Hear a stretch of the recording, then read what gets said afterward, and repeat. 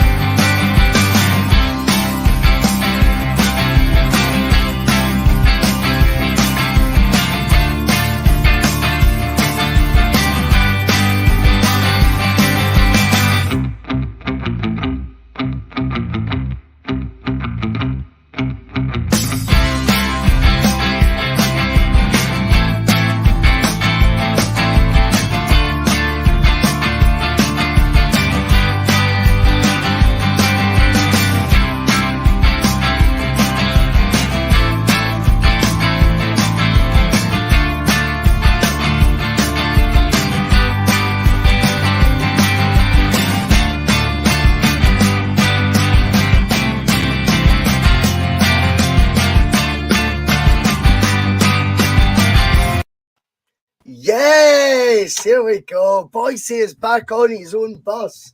Finally. Only just in the door for Motherwell. What's happening? I hope you can hear me all right. I'm back on the old camera, the webcam. That was a stupid idea, thinking we were going to live stream it for the Bullfrogs. So, needless to say, that got lost amongst my marbles and other things. But anyway, it's good to be back on. I've not been on all week. I think we'll start calling this the Phil McGinley bus. How's everyone doing? You's good? I'm good, mate. It's good to see you found your bus pass. Found my bus pass, mate. Luckily, I still have one, which is always a pleasure. It's the T.N.F. It's the Thursday Night Forum. It's the night where we give you the keys to the bus. So any points you want to talk about tonight, there might be a few. Don't hesitate to get your comments in the comments section. We look forward to speaking to you all. And as always, remember, don't let the blonde highlights fool you. That's a joke. That was getting bandied about plenty over the past week, including Sunday. So, lads, Bullfrog, Sunday night, Motherwell. There's a few teething problems, but overall, it was a bit of a celebration, I thought. Great fun. I'll let you take this one, Connor. I mean, I dare say I was a lot fresher on the Monday morning than some of my other compadres that night, but there was it was definitely an interesting experience. I'll give you that one. But I think whatever problems there were, I think whatever grief in that we had, it was worth it to at least give it a try and obviously get the kinks out. Just think it like a pre-season to the next big event. A pre-season. That's a good way of putting it. There's a football term in there, David. And I thought, meeting everyone, it was so surreal to think, like, only me and you had met, and me and Regan, like, that's who I'd met, sorry. And then, like, a handful of others, maybe once for 20 minutes. It was so weird seeing everyone in the flesh. And, it was class, man. I loved it. And, the live stuff's going to be, it'll be a challenge to do that going forward. I worked that out pretty quickly. That it's gonna, it takes. I've done a lot of live, like, I really call them events, but you know what I mean. A lot of live stuff, with the pub that I used to have and stuff. But genuinely, Like, that was tricky trying to work out the logistics. Obviously, the timescales changed a wee bit as well. But I think with a wee bit more experience, a bit more work, we should be all right for another one. Who knows? Maybe before the end of the year. Fuck knows. Well, I don't know. We'll find out. Anyway, we're talking about Celtic. But if you've not already, hit the like button, hit subscribe. If you want to share it, that'd be fine. If you want to do a poll on the Bhoycie bus and any decisions we want to make, feel free to do that as well. And a big thank you to you. David, it was fun doing the post-match push. It was different doing it live. We've all the chance to sort of catch our breath. Celtic, obviously, none of these worries that we normally have this week, David, at this stage of the season. Do you know what I mean? Where we're having to consider playing some European team that nobody's ever heard of. It was very much a week of camp for us after a decent professional display with Celtic through the week. What's your thoughts in the last 4 or 5 days, mate, since Sunday? It's been weird because it's like normally we have this build up where we've crackling again. Like you said, am I crackling again? Aye. I don't know what's going on. I'll go with Connor. Go with Connor and I'll see if I can sort this. All right. Technical difficulties. Right. I'll have a stab at it. I'd say it's weird because even though it's just the start of the season with Celtic, because obviously this is the first season in a while where we've went straight into the Champions League group stages, you've always got a little bit more to talk about, whether it is the qualifiers or whether it's, potential opponents for next, or whether it's, we're getting, a 1-0 defeat away to some random wee team for Yugoslavia, which obviously doesn't exist anymore. But it's just, I feel like there's like this really weird sense of calmness about the club and about the team at the minute, which I'm totally not used to. But I'd say it's refreshing more than anything else. Aye, it's definitely because, again, we've got our first away league game of the season coming up, and we'll be looking ahead to that as well. But we're going into these games with so much time between them, and there's a real sense of calm right now. And I thought the side's really benefited from that. Would you like to see more arrivals at this stage? Maybe. I still think that we could bring in 1 or 2. I think Celtic will still be working on that, of course.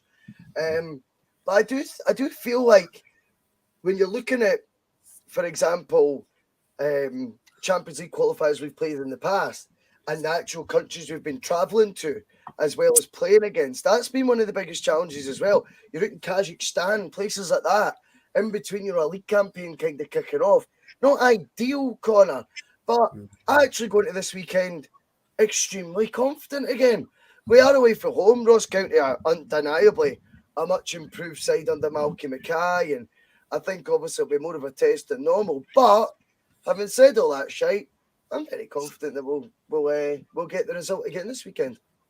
Yeah, definitely. Also, I think the added bonus of I'd say there's a couple of things playing in our favour is the added bonus of at this point in the season, we now have 2 players who, also we'll get on to that later, who I feel like who we can change about to suit different styles of games, because make no bones about it, Ross County are a pretty physical side, and they've just lost their best player, Regan Charles Cook, who was obviously joint top scorer last season. Yeah. But the other joint top scorer, Georgis Giacomakis, is bred for a game like this. Is genuinely, I know we're skipping ahead a bit, but I'd say he's bred for a game like this. So, up at Dingwall, you know what you're going to get. It's a bit rough and tumble, but I'm pretty confident going into it. Usually, I don't know why, but Dingwall's a weird grind for me.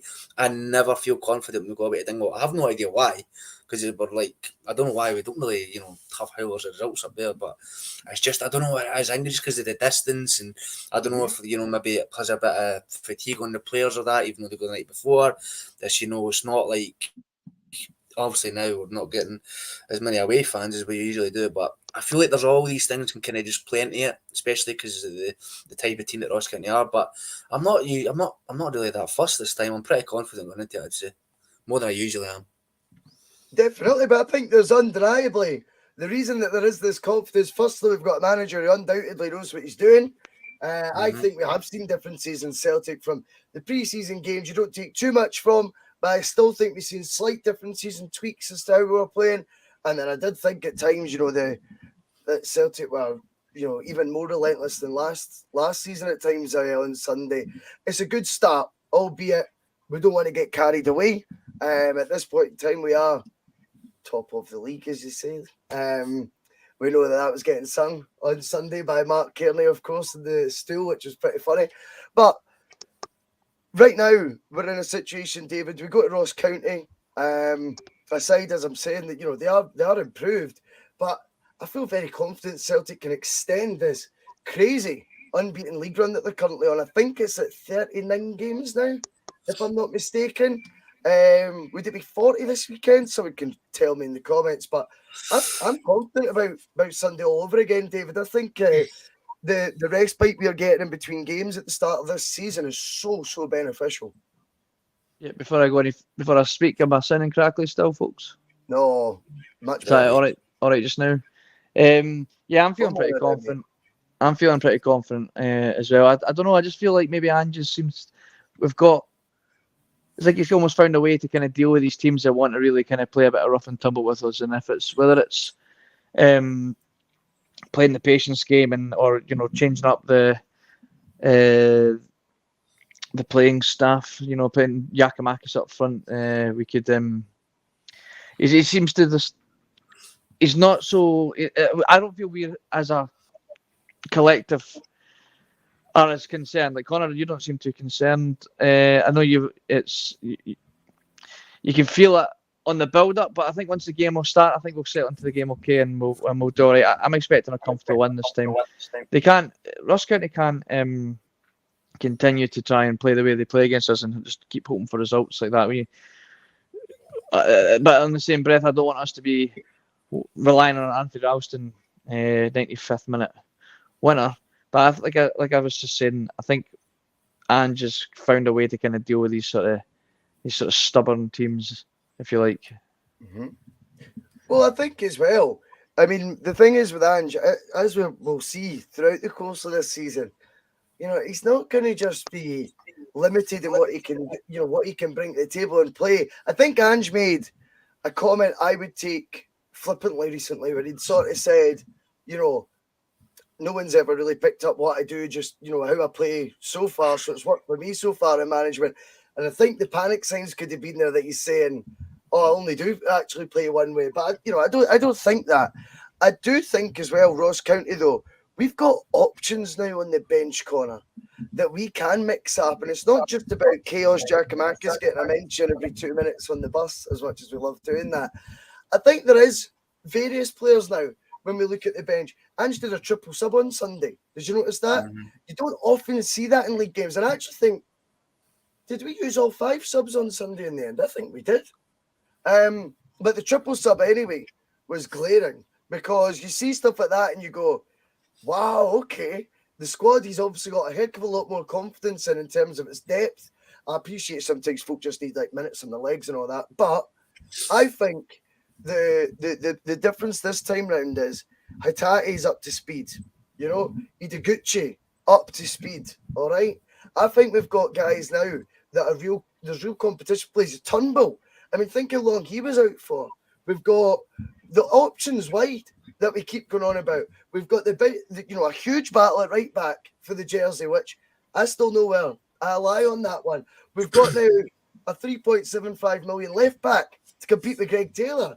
And we've obviously increased the competition at centre back. I do think, when we go to Ross County, there's more options in the for Ange to explore now, isn't there? Yeah, I think that's just something that we're so unused to, especially this part of the season, because usually we're waiting to deadline day to get options in, and we're usually at a certain point we're saying, we need to get these signings in the door, we need to get them in the door, we need to get ourselves up to speed and that. We're not going to be able to handle all these games that are coming up with with what's happened, because we're usually playing qualifiers and we're also playing in the league as well, and we've also not made any bloody signings. So I think all of the things mixing together pretty well is what's kind of bringing this positive attitude towards and about the team and about the club. But this is on David Turnbull. This is just like a wee side note, but on David Turnbull, I would arguably start David Turnbull on a Saturday. And don't get me wrong, like I think Matt O'Reilly's been terrific in pre-season, the big handsome bastard. I love him, but I think a lot of what David Turnbull does goes unnoticed, and I think he could have an absolutely massive season. I feel like every time he's played recently, every time he's came on, he's made a positive impact. There's been a couple of games here and there where I think Matt O'Reilly's maybe had a little bit more of a quiet game, and I feel like if you bring David Turnbull on and start him on Sunday, no Saturday, and start him, I think he could generally have like a really good game, and I think they two will be pushing each other a lot this season. Regular T.N.F contributor comes in, Conor McCann. He doesn't think Ross County are one of the most stuffy sides in the league. I agree, they're not. But when they're playing Celtic, I would imagine they would be slightly different. You would think so anyway. I think most teams tweak it and adapt it slightly when they're against, a side that, on the eye were so good to watch. And I think even on the tighter pitches this year, I think we could still be looking at Ange Ball 2.0, whatever you want to call it. I think, a wee bit more free-flowing than before away from home. But I just think right now, overall, we're in a good place. Now, I know there was a lot of chat over the weekend about the potential return of Peter Lawwell. Now, I've not actually said anything about that as of yet. It seems to have went quiet now again on that one. I mean, I don't know where everyone stands on that, but I definitely think that right now, while Celtic are in a good place, and everyone has got that feel-good vibe, and we've all agreed, we're all extremely confident going into another game this Sunday, and obviously we've got a win at the weekend there, and everyone loves the manager and the team, and everyone's happy with the team in general. I still think it can be improved a wee bit, but I think I'll always think that. There's nothing wrong with that. But I think right now we're in such a good place. You just don't want Celtic to fuck it up right now, David, do you? Don't mess it up, because right now you want the goodwill of the fans, because everything else is in place. We're in the biggest club competition in the world, guaranteed group stage football. We've got a young, exciting team. We've got a manager who's bringing a brand of football that is befitting of the Celtic way. And we've got 2 trophies in the cabinet already, and we're going for 3 more domestic ones this year again. And I think our favourites to do so, based on what I've seen so far this season from ourselves, and then again a wee bit of our rivals. And I just think all of that could be undermined by a curveball being made by the club.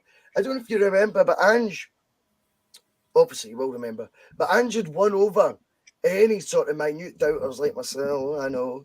But he'd sort of won everyone over very quickly.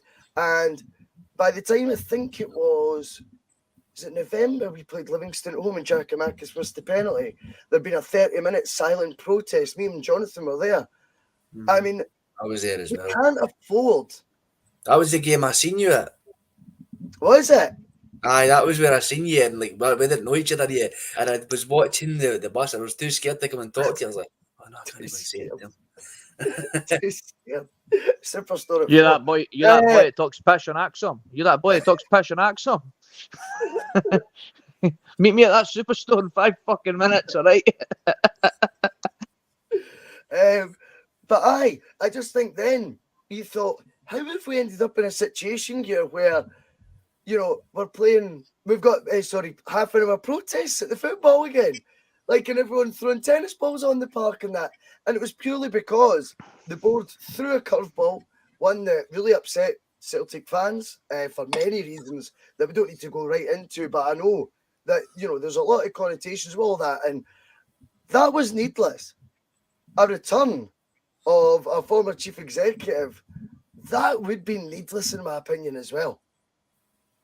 It's a case of it's that whole shooting yourself in the foot a little bit, like when it's and if it's not broken, don't fix it. And like Ange's just managed to build this nice, beautiful toy that we've finally got. We're all happy with, and then we're going to have the Lawwells come along and grab it off them and smash it on the ground. How confident are we that these rumours are true? How factual are they? Like, is it a case of everything seems a bit hunky dory at Celtic and everyone's happy and they're back on top again, or we can't have that? So we just throw a wee rumour out there, or is there credible sources to suggest that this is or is it just lazy journalism? It's a bit. I don't read the papers, to be fair. I've barely been on Twitter this week. I've just kind of avoided it all. So I've not Would you be I can't give surprised? Would I be surprised? No, I wouldn't be surprised. But equally wouldn't be surprised if it was just a case of the mainstream media wanting to throw a spanner in the works. Just to kind of cause a bit of, there's not much going on at Celtic that's worth talking about. Negativity is what people like to read, unfortunately, in the papers, and that's what sells papers. And if everything's going hunky dory at Celtic, then maybe we should throw in loves company, as they say. Yeah, let's throw a wee story out there that it might be. Everything's pointing in the direction that Peter Lawwell's coming back, and for all we know, maybe he's not. And it's just a case of how do we upset how do we call it? Throw a cat amongst the pigeons, and just to cause a bit of controversy and cause a bit of unrest. I always take things with a pinch of salt until it's pretty much screaming at you in the face. So I'm kind of hoping. I'm hoping that it's not. And it's one of the things that's like, Peter Lawwell, like, come on, man, go and just enjoy your retirement, mate. Just enjoy your retirement. I want to see. We've seen a bit of nice freshness going on this last season. Look what it done for the club. We didn't really need a stale. Unless just coming back into the club and just cause it's just going to cause unrest and unnecessary upset and friction amongst the fans that we don't really need. And there's plenty of capable people out there that could take the job. We don't need just shifting musical chairs around the board. We don't need that. So this is just a quick. I'm not suggesting this is a good thing or not, because obviously I wouldn't be happy about it. But are we better with the devil we know? That's a question. Well, we do know him. You're right on that. But I think the track record of underachievement in Europe, despite all the league titles since the turn of the millennium, has been stark. If I'm honest with you, I think I'm not arguing this, by the way. I'm just putting out the point. Just no. You asked the question, mate. I'll get your answer. I think for me, like the amount of domestic titles we've won, is it 16 out of 21? I mean, something like that. We've got to be real here and say our European performances. Seville was the Holy Grail, and that was 18 years ago. 19 years ago now. Like, I'm not sure that his track record in Europe, sort of warrants. I think he was in the job too long first time round. I don't think after a year. I mean, I could see where people are going with when they think the media are playing games. There has been a long time of feeling of distrust from the MSM and things like that. But what I was kind of drawn to as well, which I thought was weird, was the fact that see the paper that kind of broke it, like fan media had kind of ran with it a wee bit. They dipped their toes into the story. Celtic fan media that actually are probably, you could say, ITK. We know we're not. And bizarrely, like, it was then the Sun the next day. Now, the Sun had broke other stories, such as Neil Lennon was leaving, for example, in recent memory. So that points to me like it might have been the media being lazy. It might have been mischief making. It also could have been Celtic dipping their toes in with the idea and wanting to gauge what the reaction would be.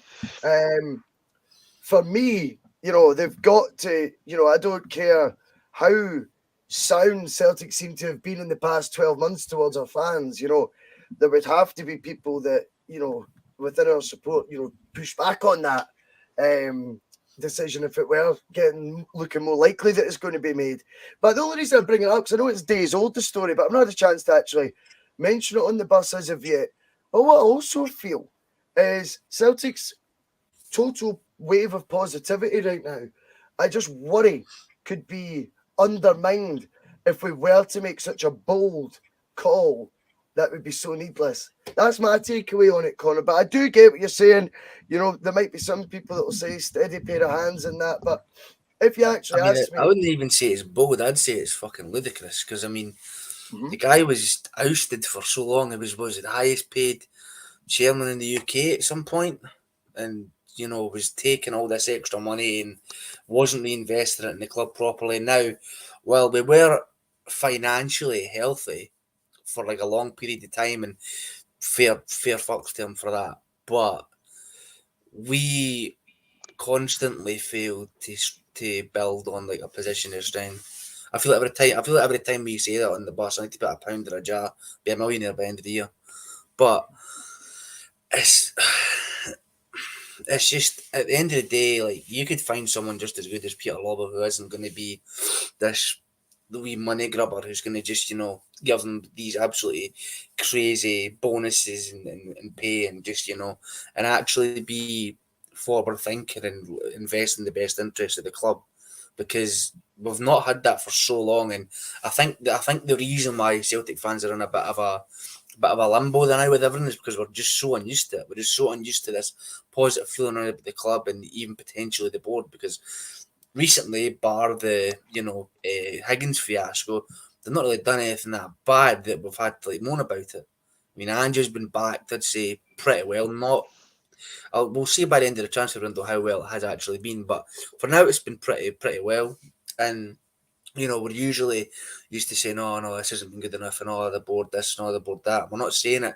And maybe that's also what the media are picking up on. They're saying, Celtic fans are also been saying it. Celtic fans are sitting pretty content. They're sitting rubbing their hands and licking their lips at the prospect of the new season. Let's chuck a wee spanner in the works and, poke the bear. yeah, I think there might be a wee bit of testing the water going on with it. I mean, other people think it's mainstream media push. That's absolutely fine. It may well be. We will never know. Right now, though, whilst the story's gone a wee bit quieter, I'm a lot calmer about it, because when it first sort of came out, I had bad feelings about it being, steeped in accuracy. That's what was worrying me. But we will go to the comments. Who wants to bring up a talking point? As always, we are game to talk anything about Celtic on a Thursday night. Who have we got in? The Brown Warrior just sort of rounded it off. The reason he became the highest paid CEO in the UK was down to the Celtic board opting to changing his wage structure and introducing a Champions League bonus on top of his now full wage of 900 grand. Well, he could have made a hell of a lot more then, Brown, couldn't he? Because we didn't qualify for the Champions League enough, in my opinion. Patrick McLaughlin wants to know, do we expect another couple of signings? Now, I'm going to add a wee bit onto this, David, and come at you, mate. So do we firstly expect another couple of signings? And if so, what sort of mould are Celtic targeting now? Is it going to be oven-ready first-team players? Or is it going to be potentially, another sort of project player? Or could it be a loan player with hopefully one of these first option to buys? Or could it be maybe one of those loans where we get a player in where we otherwise wouldn't be able to afford their wages if it weren't for the parent club paying sort of half of them for us? Do you know what I mean? Yeah, I'm expecting at least one more signing. I think we won't see that until we see the likes of Johnson going out on loan, Yeti just getting put in a Moses basket and kicked in the river somewhere, because I think that's the only way we're going to get rid of him. And Julian, I think Julian's still going. Like the fact that three of them they didn't make the squad on Sunday there. I mean, we were getting told that Jens had taken a knock in training, yet he was on the bench. But Julian, who apparently was fit, wasn't on the bench. So that tells me that they're still trying to find him a new club. There's talks of McCarthy wanting to leave as well. I think Ange will be quite happy to let him go, because he wasn't an Ange signing. I think he was pretty much like, right, okay, we needed players. You know what, cool, we'll take him for now and see what he can do. Yeah. He's not done what Ange has obviously looked for, hence why he's went for Aaron Moy, and now I think he's probably going to let him leave. Who we're going to see come in, I don't even know anymore, mate. It's getting to the point where I'm like, we've been talking for weeks and weeks about this defensive midfielder that we feel that we need. I don't think that's happening anymore. We've got Callum McGregor that's going to play that deep line role, and I don't see him moving anywhere else. So, and unless we're playing against an opposition where we really he feels that he doesn't need to use Callum McGregor, he's going to play much every game. Gucci's there, I guess, who's still not really showing much due to injury. So defensive midfielder role, I just don't see that coming in. I'd still like to see another striker come in. Whether it's going to be a guy like I can't even remember his name now, but he played for the Hungarian mob we played last year. We've been linked to him at the start of the window. His name propped up again on Twitter a few days ago, and it made you think, he might be the kind of striker that we're looking at that's going, you've got the ability to make an impact off the bench, but you kind of know where you're going to be sitting in the pecking order when you come to Celtic, and he might be quite happy to just do that. Henrik Larsson. I'm sure Henrik can still kick a ball for Celtic if we asked him to, but his son is look like he's off to Schalke. That's long gone now. So yes. Long story short, yes, I think we will sign someday, but I just can't see. I can't think of where he's really, who he's targeting, where he's targeting. It's becoming quite a difficult one to read, Ange. At the beginning we kind of knew, right, left back, get Jota in, get Carter Vickers in, get another centre back in. Yep. Happy days. Now it's a case of, right, well, who does he really want? Because he's not really given us much indication. No. Doesn't he really give away though much, does he, Ange? Doesn't really give much away. No, he doesn't. He doesn't give much away. He doesn't. If you ask me, he gave plenty away after that post-match about the performance against Aberdeen. That was pretty transparent. Very good point. He's also said about apparently players who aren't happy. He's saying, I'm not here to keep anybody happy, and if they're not happy, they can get out. It's not. He's not said. That's not. I really like that about Ange. I know. I like that about Ange. He'll give you what he feels that you only what you need to know. You don't need to know right now about this, that, and the next thing. But I'll let you know I'm not fucking happy with that first half performance and these, and that's okay, cool. I trust that you know what you're doing in the background, and when you're ready to tell us, I'm ready to listen.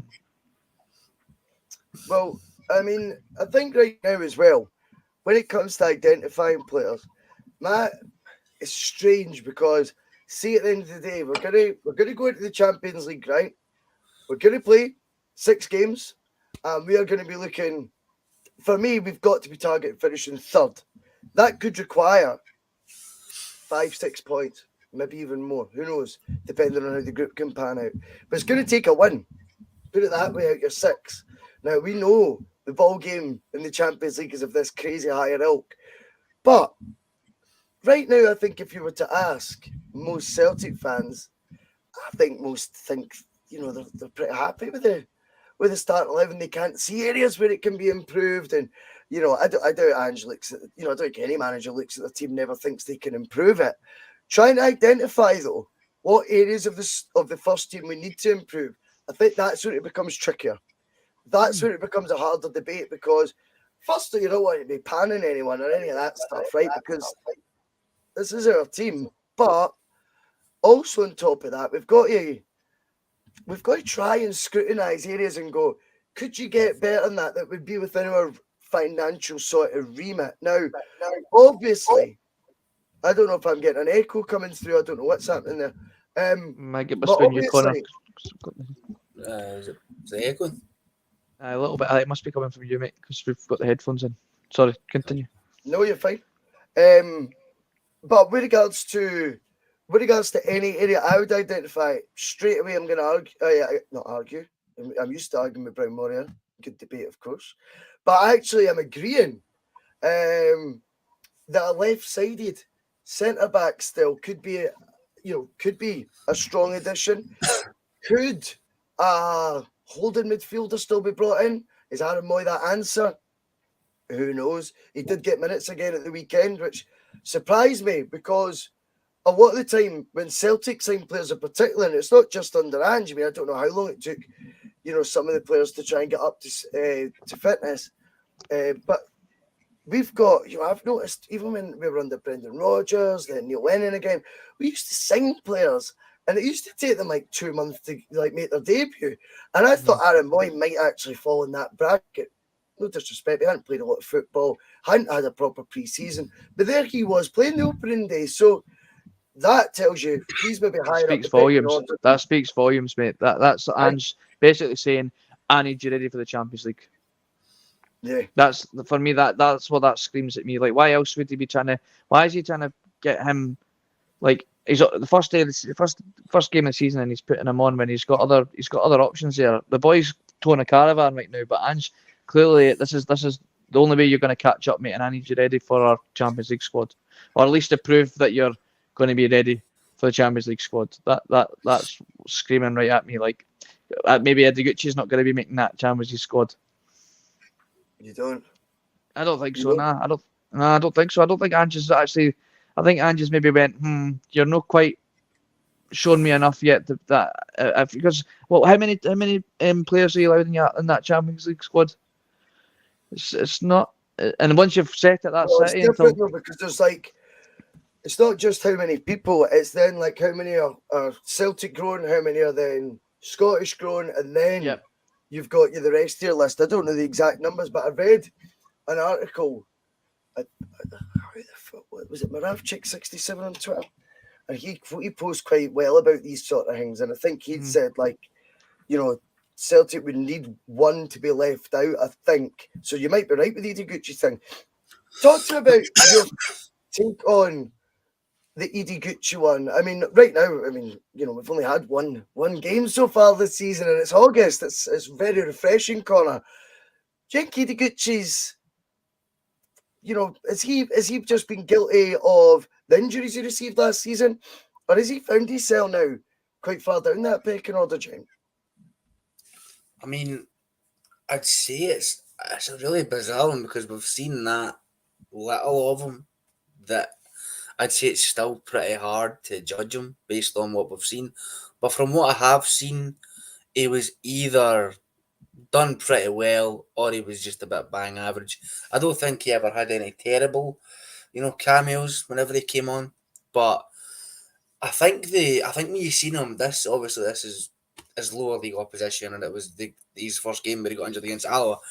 I remember when we were playing against Alloa, he wasn't scared to put an attack out and get a little bit more physical, and that Alloa team was probably the most physical team I'd seen Celtic play in a long time, considering they were told by the manager to boot absolutely fuckless for 90 minutes. True. But he wasn't scared to put an attack out, and he wasn't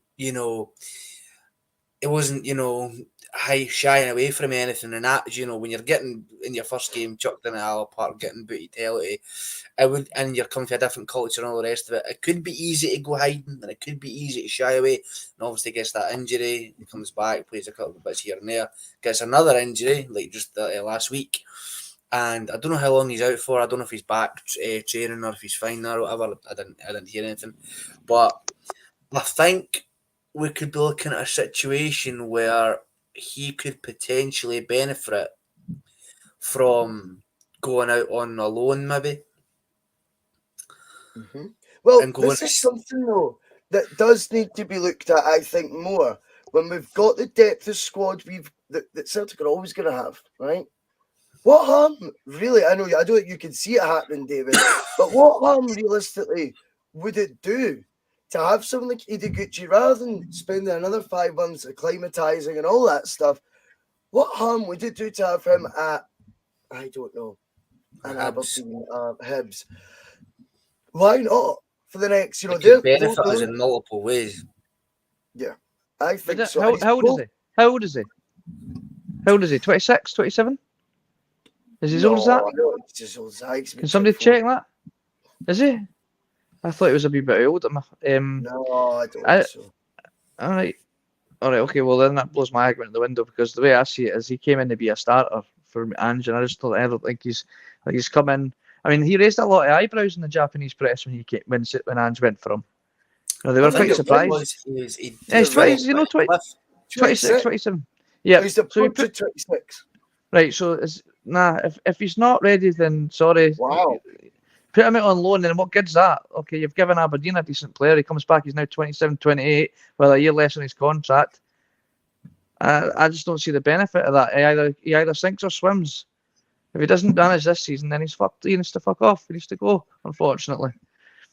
He's came in and he's found out that, unfortunately, in Scotland at Celtic, we've actually got quite a good, strong midfield competition there. And he's maybe just, don't get me wrong, like he's obviously been unfortunate with injuries, and he has looked tidy against, that minnows that we played at that. That can sometimes just be like your Donald Duck. I mean, the one thing I would say is, if it was just injuries, right? There's no way the Moy signing would have had to have happened, really. There's no way I think with more midfielders, I don't think anyway. But hopefully, if we do see him in a Celtic shirt, he might come onto a game, and you never know. Like what Brian Borey was saying here, he does need game time, but I don't think it needs to be at Aberdeen or Dundee United or anywhere else. It needs to be at Celtic, and that I would rather see him sink or swim in our team, not Aberdeen. Would you They don't want our players anyway, mate. They didn't want our players. Right, well, fuck Aberdeen. But would you rather he sink or swim at Celtic, or would you rather he potentially go on loan, but improve himself, play really, really well, maybe, and potentially, obviously, because this, he could, pick us, help the other team across the city, drop some points, scoring a 25-yard screamer that everybody's talking about in the news for the whole week. I mean, there's endless possibilities for that. I mean, he could go and have an absolute stinker in another team, and then he would be found out. Because if you can't cut it at Celtic, fair enough. But if you can't cut it at maybe a Dundee United or a Hibs or that in the Scottish League, and you've came over from Japan and that, I'd say that's maybe a bit more fair criticism and then get him to fuck. But if he goes to one of these teams and helps us, in the league, improves as a player, comes back, we maybe give him an extension, or we maybe, maybe comes into the team for a wee bit and shines a bit, then we could potentially make profit on him as well. You never know. There's so many avenues in that this could go down, and because we've seen so little of him, I think it's really hard to judge. Yeah, but I'd rather see he's got 6 months. He's got until I would give him until the January transfer window, and then maybe he could shoot off on loan and then come back. But for me, we've been screaming. The other Egyptian lad, the other Japanese lads have came in and done so well. It does kind of make him look like he's a little bit of a dud. Hatate burst into the scene. Kyogo, absolute superstar. Maeda is the reincarnation of the Roadrunner. I mean, it's all about. And you know what though? I mean, you're saying I think the dud's a bit harsh. I think, to be completely honest with you, the injuries are what hampered his integration into that first team in the second half of last season. But again, you've got to agree with what Egyptian King's saying is, with that though came another spell of Hatate coming in and hitting the ground running, Maeda coming in and hitting the ground running, Kyogo coming in at the end of the season, scoring a couple of goals again after being unbelievable in the first half of the season. I think that does add a wee bit of extra pressure on you, because surely that's like the last. Do you know what I mean? Like you're the last the last one to get into the team. The other three have had a huge impact. I think that does bring a different kind of pressure as well. I think that's a fair point. I think it's right. From the flashes we've seen of Gucci, he's clearly a tidy player. Hence why I think he's more than and obviously because injuries, he's more than earned the right to prove himself at Celtic. I don't see the point in shipping him out on loan. And if we've been sitting here all summer going, "Oh, we need to be," why are we not spending the money on players that's going to, compete like we should be spending on Champions League quality players? Then we're going to be wanting that next year too. That's only just going to add even more pressure onto the boy that's now another year older, another less in a year less in his contract. It's a difficult one. Like, I hope people don't think I'm wanting to see Gucci out the door. I actually really want the guy to succeed and do well, like I'll do any of the players. I'm really struggling to see where he's going to be fitting in his team, because I don't like the whole Aaron Moy situation coming in. Isn't that what Gucci? I thought we all thought Gucci was going to be this backup defensive midfield player, and now we're being told it's going to be Aaron Moy, and we've still got James McCarthy. But he's not left yet. It's going to be It's going to be a difficult one. Look at that interview. And I know it's totally off topic, but that interview that Henderson just gave to Talksport about what he was promised about. You're going to be the number one goalkeeper when you come back. He ends up catching COVID, then gets injured, and David De Gea ends up playing a blinder all season. He got nowhere near it, and it's not nothing to say he's not a bad goalkeeper. He's an excellent goalkeeper. And he got fed up and he wants to go out on loan. There's nothing stopping Bhoycie saying, listen, I've came all the way over here. You said I was going to be a starter. I've unfortunately got injured against these absolute hammer throwers up in Alloa, and now I can't get into the team.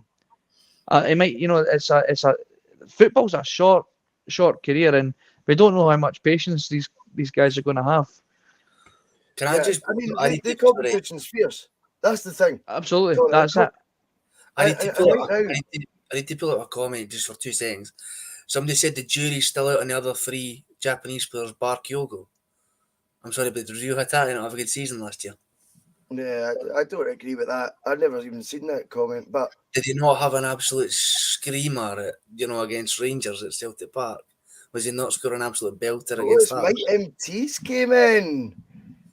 I'm surprised. I was staring at that for like 5 minutes. I'm like, I need to see that. I can understand what he's saying. I can totally understand what he's saying in terms of jury's out now 3, because people like I love Maeda. I absolutely love what he brings to the team, but I can understand people think that he's he misses a lot. His touches maybe no there, and his finishing maybe no there. So I can understand that.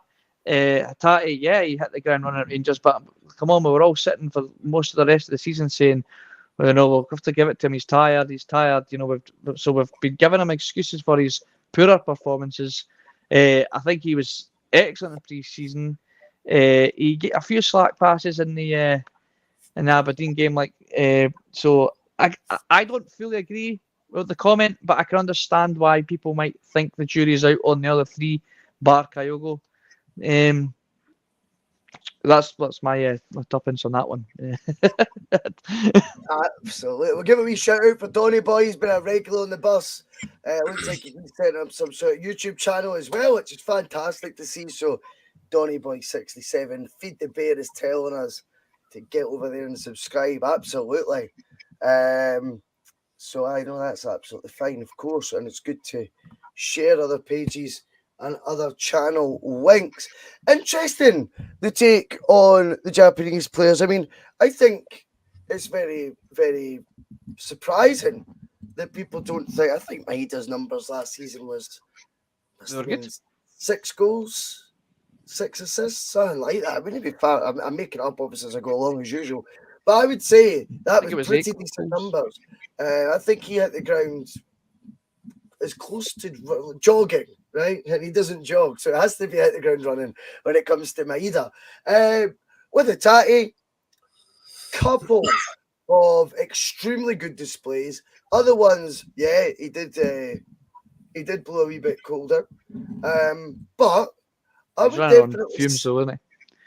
I would definitely say Hatate was someone that was running on fumes is a good way of putting it. Someone who actually came out and did, again, one of those refreshingly honest interviews. He wasn't making excuses because we won the league. So he came out and said, I actually felt mentally and emotionally drained as well as physically. Adapting to Scotland's pretty tricky. Totally get all that. I think Hatate did pretty well. Did he hit the ground running? He did initially. In fact, he started with an absolute bang, didn't he? And then his form dipped a bit, but I think that was his, he was just knackered. I think we're now seeing him in pre-season and obviously on Sunday there. Someone was saying he thinks he gives the ball away a bit too much, but that'll happen when you're trying to be more inventive with your passing. I think absolutely. We need to counter that with Celtic has been inventive enough with their through balls for a Kyogo run. No, they've not. The number of times you see Kyogo just making brilliant runs, and it doesn't seem like he's on the same wavelength as the rest sometimes. Now, I think we've got to be honest and say, if you're going to give the ball away, sometimes it'll be because you're trying to make the better pass for the team. There's a lot to be said for ball retention and possession stats, and I get all that. But I also think when you've got Kyogo up there making the type of runs that he's going to make, then there's no good to the team. If you've not got guys in the team, David, that are going to be trying to play sort of more, as I keep saying, more inventive passes and more brave passes sometimes. And a lot of the time, they won't come off either. I've been very impressed with the 3 Japanese players so far. Especially in that Norwich game. The only one the jury, for me, is very much out on. The other 2, if some people disagree with that, that's fine. I've liked what I've seen with them, and I think they'll be huge parts of the squad going into this season. One change I will say is I really like Maeda. I think he brings a lot to the team, and he absolutely terrifies defenders in the league. But I think, see, on Saturday, I think I would genuinely play Abada ahead of him. You would play... Abada. Well, someone else in the comments has been saying, Connor, that, you know, the issue now, it's not an issue. It's a fucking brilliant headache to have. This is what you want in the Celtic team. But is maybe when you play Maeda on the left, is that then sort of hampering Jota, who doesn't seem quite as effective on the right? And therefore, do we maybe need to go into the realms of a straight shootout for that left wing, you know, left forward jersey, whatever you want to call it? And I'm sure Brian Murray will have a better technical term for me than that. But I think could we just have to accept that the best thing for the team would be a straight shootout between Maeda and Jota for the left wing jersey? Could be. I mean, like, the thing is, like, obviously you see them do like the old Lenny swap eventually at some points in the game, because I've seen it when I was at the game last week, and obviously Jota looks 100 times better when he's playing on the left as opposed to the right. Now, what Maeda lacks in a first touch, he makes up for in pace because he has the pace to recover it. However, I think people, and this isn't even generally just about giving Jota his correct position. I think this is also about giving Liel Abada a fair crack at the whip, because people are forgetting last year. Liel Abada came in, and he was 19, 20, turned 21 last year. He had about 20 goal contributions throughout all competitions last season. For a 20, 21-year-old coming into Celtic, not being able to speak the language in another, cultural exchange as well, is absolutely incredible.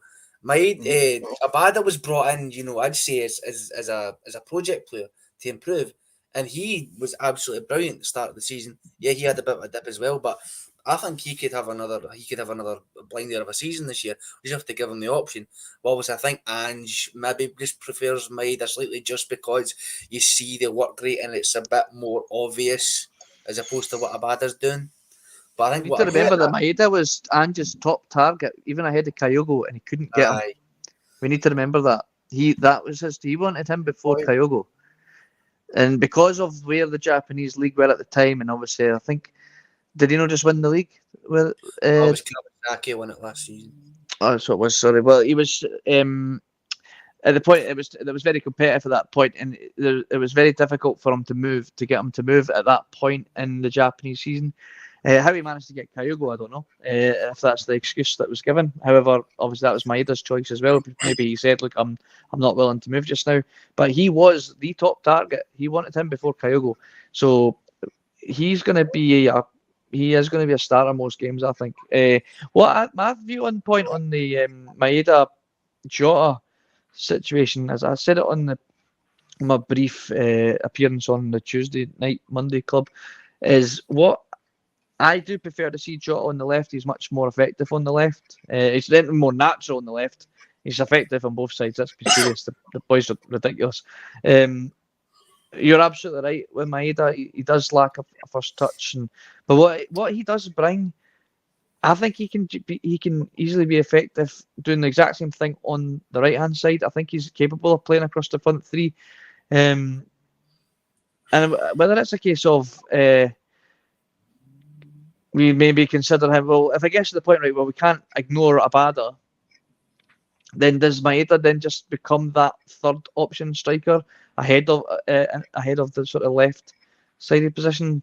Because like he was starting to, we were talking about it. I don't know if we're talking about off air, we're talking on here, Russell, but he was starting to make us look a bit silly when we were going, he's not a third choice striker for us, and then he starts banging them in with these crazy improvised goals the way, and stuff.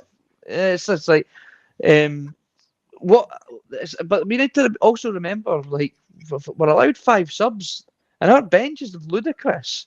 Absolutely ludicrous. But I mean, we can essentially change 50% of our squad throughout the game, throughout a game, and like, you know, if it's not working, then okay, right, Abada, you're going on, and Maeda, you're coming off, and you know, the positions that Ange prioritised and the types of players that he targeted, they literally can play almost anywhere across the attacking third. So they're able to just kind of chop and change throughout the game, and Yes. that must be a fucking nightmare. Like, I know I've been saying it all week that we must be a nightmare to play against because we're relentless, but we can juggle and change and swap, and nobody knows who they're meant to be marking at times. It's I don't even know where I'm watching it and going, wait a minute, where's Maeda? All right, okay, he's on this side now. Where's Jota? Oh, he's now playing at a 10 for some reason. It's just so it's like I said, it's a great headache to have, but luckily that's Ange's headache and not ours to have. Well, yes, that's true. And I think David Ferguson comes in. It was great meeting David at the Bullfrog at the weekend. And David's saying, is our starting 11 irrelevant? Well, I think it'll always be the source of debate. And I think it's then whether people get their knickers in a twist about it, that you're criticising people by not having them in. That's what I can't be bought with.